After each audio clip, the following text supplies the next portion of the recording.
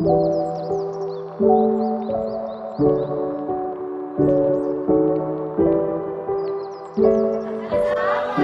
warahmatullahi wabarakatuh. Waalaikumsalam warahmatullahi wabarakatuh. Kami dari kelompok 2 akan mempresentasikan bab 1 yang berjudul kompetisi dalam kebaikan dan etos kerja. Sebelumnya kami akan memperkenalkan diri. Saya Arif Yolina dari absen 6. Saya Diara Rizal Satifa dari absen 11. Saya Diva Fadila dari absen 12. Saya Muhammad Gatan Alpati dari absen 22. Saya Muhammad Sulaiman, nomor absen 23. Saya Yusuf Fatir, absen 35. Kompetisi dalam kebaikan adalah berlomba-lomba untuk senantiasa melakukan kebaikan. Berlomba-lomba dalam kebaikan ini oleh umat Islam dikenal dengan fastabiqul khairat. Istilah ini sendiri diambil dalam surat Al-Maidah ayat 48. Berikut suratnya. A'udzu billahi minasy syaithanir rajim. Bismillahirrahmanirrahim. Wa anzalna ilaikal kitaba bil haqqi musaddaqan lima baina yadayhi minal kitab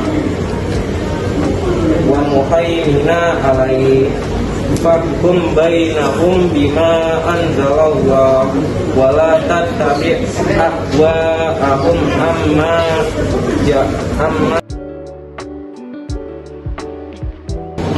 Manfaat kompetisi dalam kebaikan. Yang pertama, memperoleh ridho dan pahala dari Allah Subhanahu wa taala.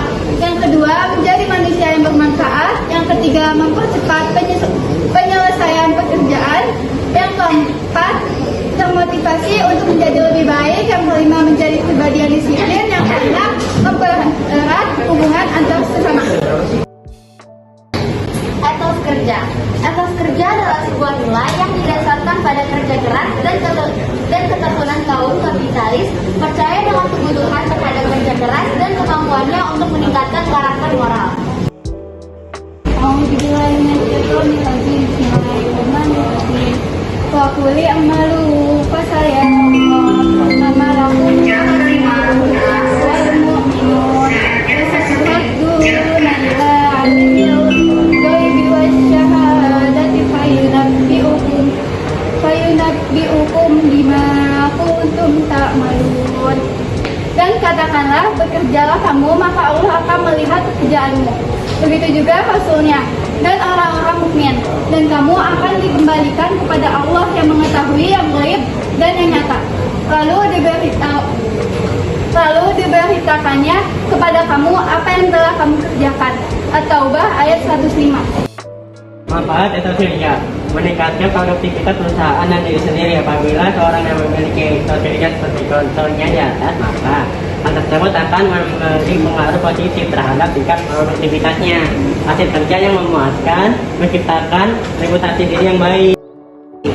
Penerapan karakter etos kerja yaitu disiplin, menghargai waktu, inisiatif, memiliki dedikasi yang tinggi, memiliki citra diri yang baik, meningkatkan produktivitas, dan terakhir kepuasan kerja. Jadi kesimpulannya, pada bab 1 ini kita dapat belajar tentang meraih kesuksesan dengan berkompetisi dalam kebaikan dan etos kerja. Surat Al-Maidah, surat ke-48, ayat 48 yang berisi tentang perintah untuk berlomba dalam kebaikan, dan surat At-Taubah ayat ke-105 yang berisi perintah untuk bekerja keras. Pada bab 1 ini kita juga diajarkan cara menerapkan perilaku kompetisi dalam kebaikan dan etos kerja. Pada bab 1 ini juga dijelaskan pengertian, tujuan, dan manfaat-manfaat yang ada di dalam meraih kesuksesan dengan kompetisi dalam kebaikan dan etos kerja. Sekian presentasi dari kelompok kami. Apakah ada yang bertanya?